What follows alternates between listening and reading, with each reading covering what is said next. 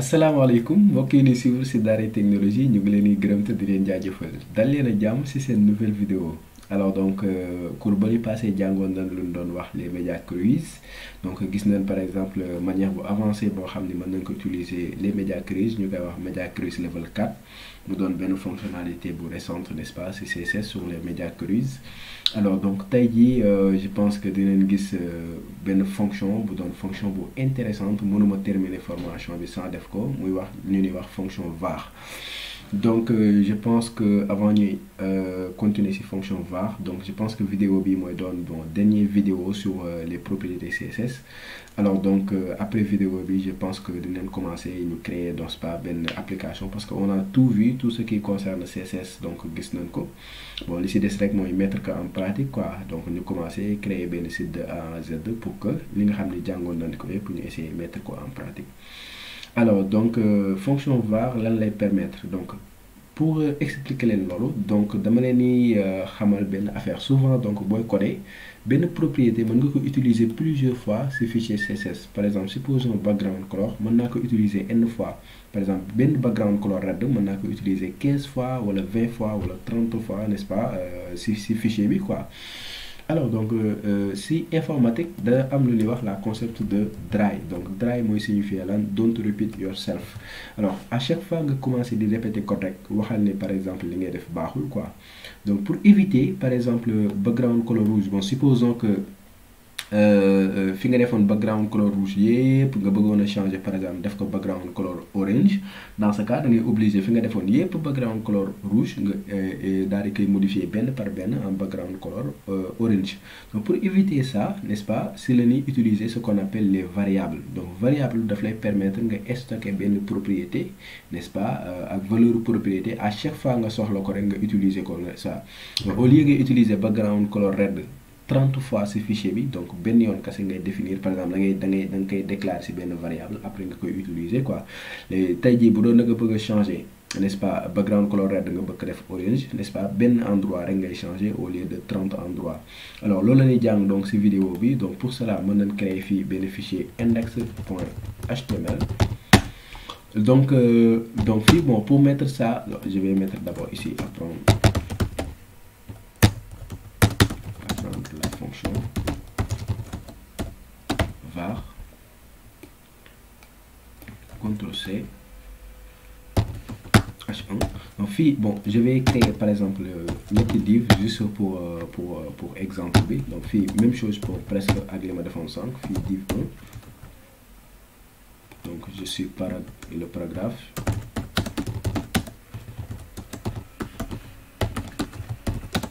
du div 1 par exemple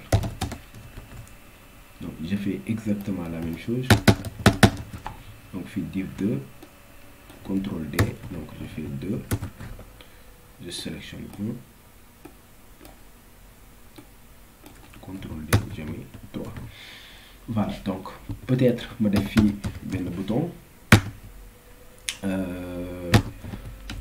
bi ma def par exemple changer l'image bon dinaa la expliquer dama bëgg a defaat par exemple benn image donc fii ma def réinitialiser l'image réinitialiser lii ça n'a rien à voir ak exemple bon bu ma leen bëgg a jox mais c'est juste pour le fun quoi donc fii ma def img n'est-ce pas man afficher ci benn image au hasard quoi donc fii damay génn dossier bi ma ne ko demal public boo demee public di nga fa fekk dossier image boo demee image par exemple jëlal par exemple art point non pas art donc on peut changer jbsec.jpg alors donc fii lan laa bëgg par exemple ci bouton bi bu ma cliquer n'est-ce pas ma changer image bi nga xam ne moom mooy affiché wu fii par défaut donc fii bon ma jox ko benn width benn largeur par exemple de 300 pixels ou bien 200 pixels donc mën naa ko jox 200 pixels c'est bon ma jox ko benn hauteur aussi de 200 pixels donc image bi mooy affiché wu par défaut dama bëgg moom bu ma cliquer ci bouton bi ma changer image bi donc ak JavaScript laa koy defee donc fii bu ma cliquer fii ma daal di réinitialiser image bi def ci image bi ci nekkoon donc loolu lépp ak JavaScript laa ko def donc fii mën naa créer benn valise script pour préparer wax ne damay def JavaScript alors donc bon fii sax jarul script quoi mën naa def lu ñuy wax JavaScript inline donc fii bon c'est juste pour wax leen aussi inviter leen ci JavaScript parce que formation bi bu jeexee JavaScript la ciy teg donc fii damay def juste on click maanaam bu ñu cliquer ci bouton bi n'est-ce pas ma ne ko document point get element by id maanaam sélectionnel ma balise bi nga xam ne moom moo am identifiant mais ban identifiant donc image bi dama koy jox benn identifiant ma tuddee ko my pic par exemple CTRL D CTRL C ma ne ko sélectionnel ma balise bi nga xam ne dafa am identifiant my pic donc ginnaaw bi ma ko sélectionné point src maanaam src am dama koy modifier donc ban image laa koy modifier n'est-ce pas ma ne ko demal public demal image image avec S.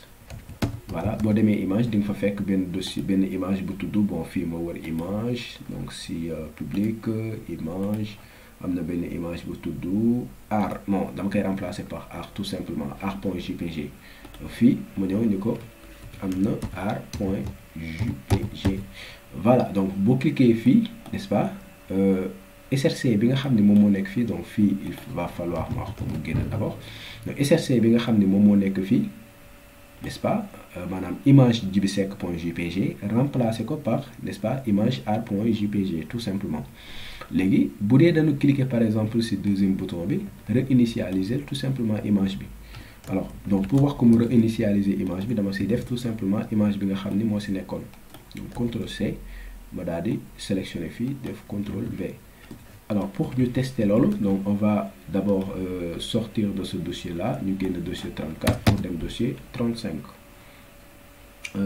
dossier 35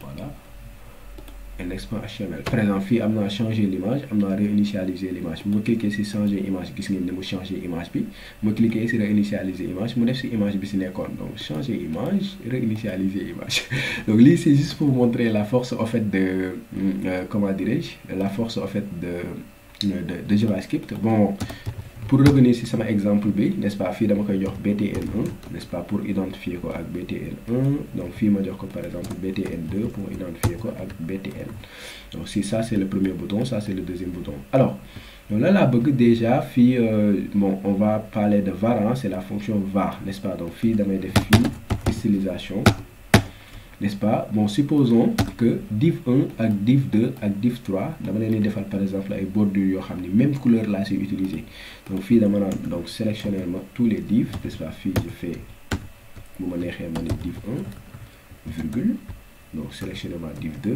virgule sélectionner ma div 3 ok ces trois divs là mettez-moi par exemple un border n'est-ce pas border de 2 pixels solide et je vais utiliser la couleur par exemple dièse AS voilà donc bon maintenant c'est def par exemple benn padding de 30 pixels par exemple juste pour le fun quoi alors donc ça c'est un n'est-ce pas bon bu ma actualiser je pense que lii lay am voilà donc mën naa wàññi sax seen largeur quoi ma def un width de 300 pixels ou bien 200 pixels donc ma actualiser on a des widths de 200 pixels bon ma neexoon ma ni ko aussi defal ma ci ay margines pour que mu am ay espacement de 30 pixels donc fii ma actualiser mu am ay margines de 30 pixels alors fii yéen gis maintenant même couleur laa utiliser n'est-ce pas pour les trois divs en même temps dama naan ko sélectionner ma btn1 ak btn1 btn2 n'est-ce pas fii bon ma neexoon ni ko button directement hein mais bon pour faire genre dama koy wax tout simplement btn1 virgule btn2 btn2 donc sélectionner ma ñaari bouton yooyu c'est ici il y a un dièse parce que ID laa ko jox ñaari bouton yooyu aussi defal ma ci par exemple background color ma utiliser même couleur bi ah donc juste pour wan leen que ni couleur bi mën nga ko utiliser plusieurs fois donc dièse AS donc supposons que moom mooy doon sama couleur de base quoi ci application bi yéen a ngi gis fii voilà donc photo bi aussi dama koy sélectionner ma jox ko même couleur ah donc fii photo bi IMG comme benn photo kese la donc ma ne ko defal ma ci bordure par exemple de 2 pixels tout simplement avec la même couleur. Vous voyez que fii mën naa yokk sax pour que mu gën a leer 5 par exemple la taille. Voilà, donc vous voyez que benn couleur bi maa ngi koy utiliser plusieurs fois. Fii utiliser naa couleur bleu, fii utiliser naa couleur bleu, fii utiliser naa. Supposons que man ki may defaral site bi wala application bi mu ni ma woy sa couleur bi rafet na loolu. Bon parfois sax moom ñoom ñoo lay jox couleur yi client bi moo lay jox couleur bi, mais parfois mën na dem ba si digg bi changer avis. mu ni léegi couleur yi nga def yépp dama bëgg par exemple mu doon couleur orange. Dans ce cas yow nan ngay def da ngay obligé couleur par couleur. Supposons que couleur yi tu l'as utilisé 200 fois ci site bi, n'est-ce pas, da ngay obligé couleur par couleur nga koy changer. Ah fii nag le var, n'est-ce pas, di amee importance quoi. Maintenant donc variables yi il y a deux manières. am na lu ñuy wax les variables globales, am na lu ñuy wax les variables locales. Variable globale boo ko bëggee définir da ngay utiliser deux points root, n'est-ce pas. Variable globale mooy variable boo xam ne tey jii bu ma ko utiliser ci fichier bi yépp, n'est-ce pas, day accessible.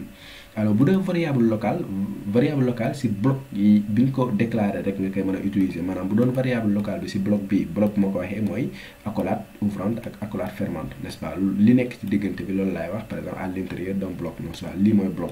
boo gisee accolade ouvrante accolade fermante loolu la ñuy wax bloc, n'est-ce pas. bu doon par exemple variable fii laa ko définir, n'est-ce pas, si bloc bi nga ko définir rek lay accessible, loolu la ñuy wax variable locale.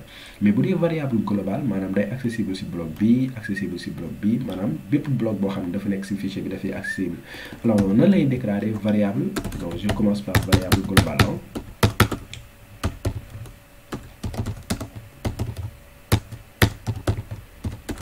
Variable globale.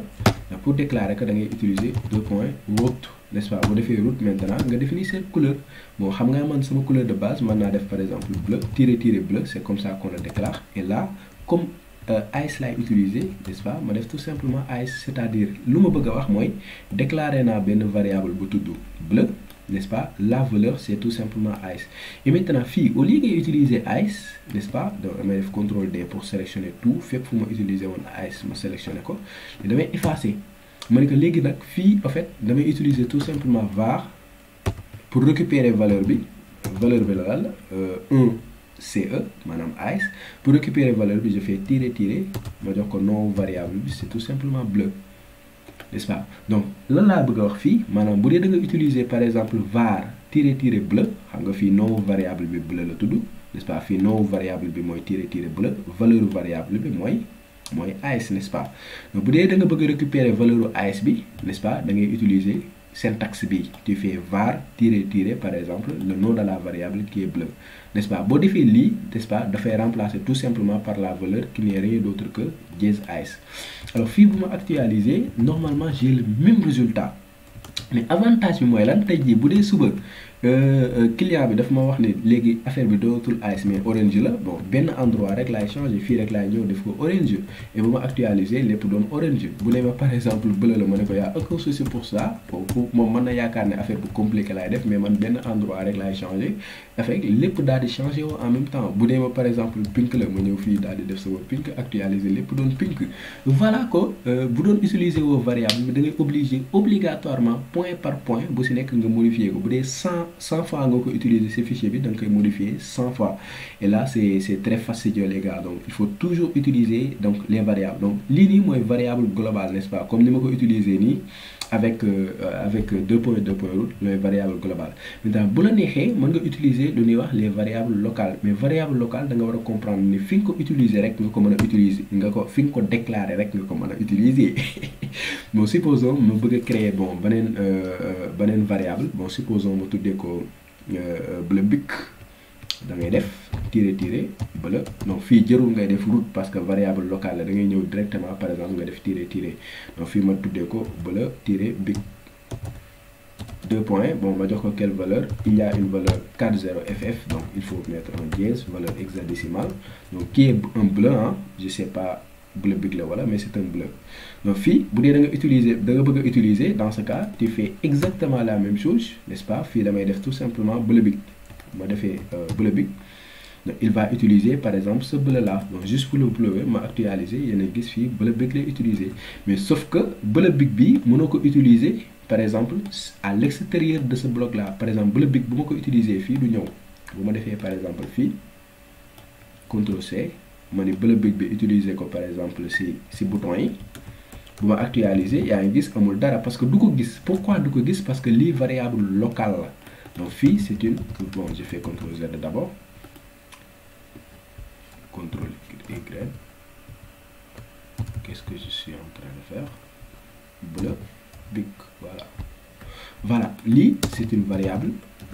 Donc, je vais faire comme ça, CTRL 2 points, variable locale, CTRL X, ma ñëw fii CTRL V. Donc lii nii variable locale la. Variable locale maanaam bloc bi nga xam ni foofu nga ko déclarer foofu rek nga ko mën a utiliser. Boo génnee bloc image bi bu ma ñëwee ci beneen bloc mënuma ko fa utiliser tout simplement parce que variable locale la. C'est différent de variable globale. Variable globale boo ko xasee ba déclarer ci kaw bépp bloc bu nga xam ne dugg nga fa rek mën nga ko utiliser quoi. Donc comme fii bleu utiliser naa ko fii, utiliser naa ko fii, utiliser naa ko feneen, etc. Donc voilà, donc c'est un peu ça la différence, n'est-ce pas? Et c'est un peu ça les variables. Donc boo leen amee projet toujours dina utiliser bu dee da ngeen a gis par exemple benn couleur boo xam ne yéen a ngi koy utiliser plusieurs fois. Et voilà, donc automatiquement am leen réflexe par exemple ngeen def ko par exemple si benn variable par exemple bu global nga xam ni doo nekk fii di répéter à chaque fois quoi. Donc sama gars yi loolu laa leen indiloon, ma jox leen rendez-vous si beneen vidéo incha allah.